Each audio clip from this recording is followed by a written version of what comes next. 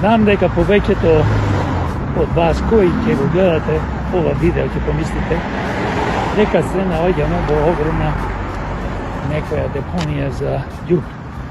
Но за жал ова не е огромна депонија за ѓубре, ова е во центарот на Скопје. Вамо позади ова жолтата зграда, на 200 метра е собранието. Овде е една од главните улици и ова ѓубре се наоѓа пред основното училиште Димитар Миладинов. Погледнете каква мизерија. Од кога Орце стана градоначалник на Скопје, наводно се фалеше за да победи на изборите, дека ќе го исчисти Скопје, но како и секогаш ДПМН и другите политички субјекти кои што владеат 35 години, промовираат за време на кампањите дека ќе биде све супер, ќе тече мед и млеко и нашите улици ќе бидат чисти.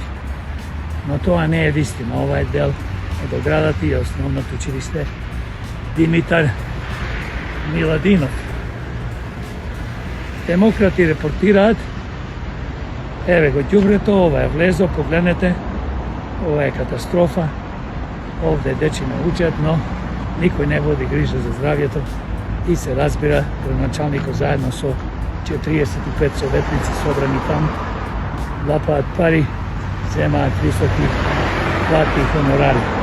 Нив ги интересира само тендери, а не здравјето на учениците од основното училиште Димитар Миладинов. Демократи репортираат, поздрав од демократи, од председателот на демократи.